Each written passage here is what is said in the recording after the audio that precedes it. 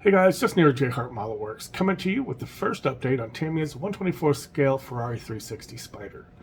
Now, I'm not as far along as I thought I would be at this point, but that's okay. I've had to learn some new skills, and I've been learning to do some things that I've never done before, and that's been a lot of fun.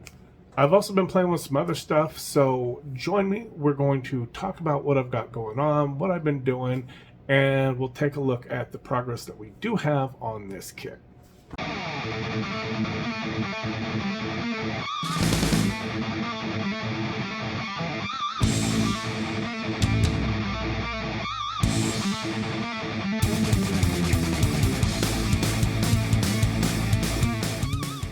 Alright, hey guys, so first I want to give a huge shout out to Mike Hintz at Mike's Miniature Motors. I will put a link to him down in the description below. Mike has sent me some scans of the decal sheet for Fujimi's Ferrari F430 Scuderia. Now that kit has a very specific set of stripes in it. They are called Scuderia stripes, which I wanted to put on this car. Masking those stripes would be an absolute nightmare given how the front end is not a straight set of lines. It's a set of curves, and it's not even just a straight line and an angle like it looks like. It is a series of curves, and it would be nearly impossible to do with tape by itself, and then trying to do it with tape and do a second one the opposite direction that matched perfectly would be way beyond my skill set. I'm sure there's somebody out there who is a masking god who could absolutely do it. It isn't me. So the plan was to use a Cricut machine. Just scan the decal sheet and throw it into this Cricut machine and everything would be super easy. Not so much. So the cutting machines do not like raster-based graphics, which is graphics designed by pixels, which is what I know how to do. I only know how to do raster-based stuff. But it's all blocky, and the cutter will just try to zigzag along the pixels. It doesn't work. What it wants is something called vector graphics, and I know nothing about how to do vector graphics. I found some software. I kind of managed to cobble together what I was trying to do, and I did manage to make the patterns that I wanted to make. I then had to figure out how to get those patterns from that software into the cutting software, which I've never used before. So I borrowed my daughter's girlfriend's, my other daughter, I borrowed her Cricut machine. And she was supposed to show me how to use it, but she didn't bring me the cable.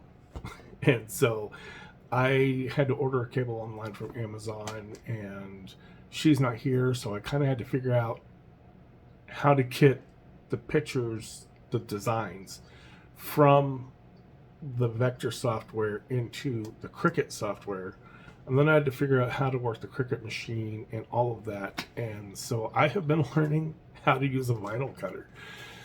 It's been fun, and I have been successful. I have made one set of masks. I test sprayed them on an old Chevelle body just to kind of make sure that they were going to do what I wanted them to do, and they worked really, really good. I will see what happens when I try to put these down on my current body, but it was all the same paint and whatnot, so it should work out great. Another thing that I have been doing that has also slowed me down, I have been playing with a new 3D printer. I picked up the Elegoo Saturn III Ultra. Yeah, the Saturn III Ultra.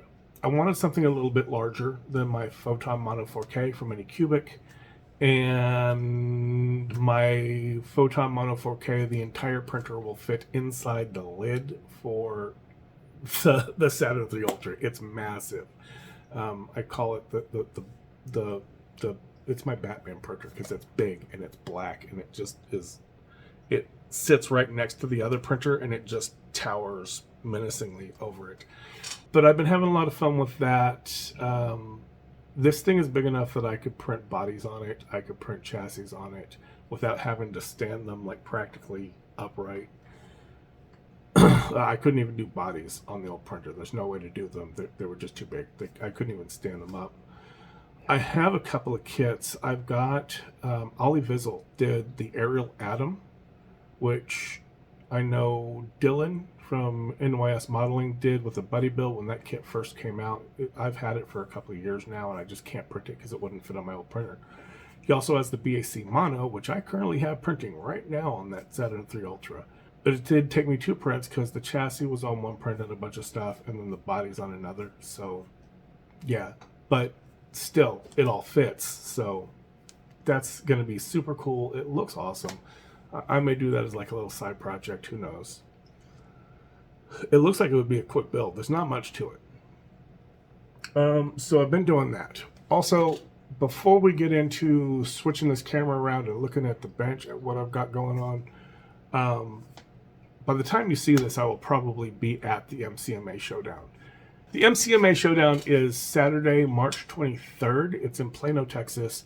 I will put a link down below, which I don't know when I'm going to get this video out. I may get it out beforehand. If so, and if you're in the Dallas-Fort Worth area, come see me. I would love to see you guys. I would love to meet you, hang out, say hi. I always love like seeing new people. And this is a great show because it's all cars. It's technically an IPMS group, but it's not one of those shows where there's 4 long rows of airplanes and 300 categories and 3 rows of tanks and then 4 categories for cars that get half a table shoved off into a corner in the back. This whole show is dedicated to cars. So that's going to be a lot of fun. Again, that is this Saturday, March 23rd in Plano. So that's 2 links I got to put down in the description below. So now let's go ahead and get the camera switched around and take a look at where we are at. All right, guys, let's go ahead and start with the body. And we have our base down. This is Ferrari's Grigio Silverstone. It is a beautiful metallic gray. This paint just laid down absolutely fantastic. This is Scale Finishes Ferrari Grigio Silverstone. The original plan was to do the stripes in Ferrari's Rosso Fiorano. This is why I always spray test spoons first. This is what that color looks like, which is not quite the color that I was expecting. I was expecting something a little richer, less kind of cranberry. There's something to this color that just doesn't match against the photos that I was looking at when I was looking for Rosso Fiorano. Now, I don't think Scale Finishes mixed the paint wrong. There appears to be different versions of this paint from Ferrari based on different cars, and it's possible that Scale Finishes only does like one of those versions, and this is the version that it was, but this just wasn't what I was looking for. I then went with a color that I really like a lot, usually, and this is House of Colors Brandywine Candy. But it's not quite what I'm looking for. It's a little too purpley and still pretty light. I then went off and I played with Apple Candy, another House of Colors from Scale Finishes, and I like it, but it's a really bright red, and I wasn't wanting a super bright red. I mean, it's not like too bright, but I mean, you know what I mean. It just kind of wasn't quite what I was looking for. All right, I can't find my test spoon, but these are the stripes that I'm talking about. So this is the Apple Candy that I test sprayed. This is House of Colors Burgundy. That's the color I was looking for. It's still not quite fully dry on the clear coat, but it's just a test mule, so it doesn't matter. But that's what I was wanting.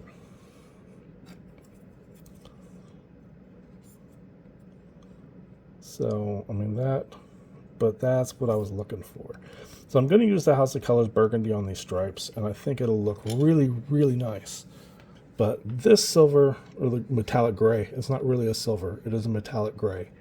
The silver would be a brighter color. But this came out really nice. It laid down super, super smooth. Again, this is Scale Finishes. This is the first time I've used their color match paints. It will not be the last because it is beautiful paint. We have 3D printed our wheels. These are Vossens. I forget which model they are, but I got these off of Colts 3D from Real Rims, and these are a really awesome looking wheel. I think it's kind of still has that Ferrari flavor without being too generically Ferrari style wheels. They're definitely going to be a little bit unique, but I think they look really, really nice. I haven't quite figured out what color I'm going with. I'm thinking either a matte black or maybe a gloss black. I thought about doing them in that candy red, but I think that's just going to be way too much. So I'm probably going with one of the blacks. I could do gunmetal, but I do a lot of gunmetal, and I don't want to do gold. I don't want to do bronze. I don't think that's going to look right with the silver, so I'm probably going with a black on these. Let me know what you think, gloss black or flat black.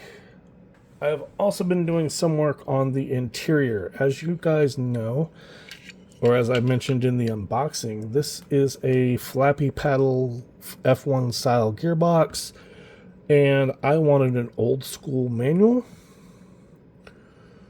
So I have gone in and completely remodeled in 3D the brake pedal and mirrored it across, stretched everything out, and basically I built in the clutch pedal, so I have a full set of pedals now, so I can do that. Now to go with that, let me get one of these other ones, it'll be easier to hold. I print a lot of spares for tiny parts because I've already lost at least 2 of these, and these are very delicate. That shift knob could break really easy. But I have gone and 3D printed, after I 3D modeled it, a gated shifter. So what you can barely see here is I do have the prancing pony up here in the shifter, where it would be on the real car. Because they did make some of these as gated manuals. Now, if I put these up, which I may put these up for sale on my Colts page, they will not have the Ferrari logo in there. The reason why is because what I did was I took the Ferrari horse from somebody else's design, and I used it in the slicing software itself, not in a modeling program, to cut that as a whole. So I can't use somebody else's design in a for sale project. That would be stealing. And B, I can't export this with that shape intact. So if I do put this up, it will just be the 6-speed with the reverse. And there are, what you can't see because they didn't print fully, and these are so ridiculously tiny, those are Phillips head screws, or bolts, whatever, in all 4 of those corners. So that came out really well. I'm really happy with it. I think it's going to be a really, really nice addition. Here's one that I've broken off the supports.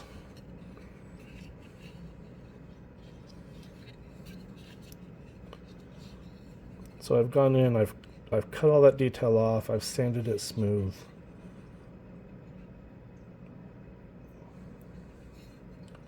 And that's going to sit pretty much just like that.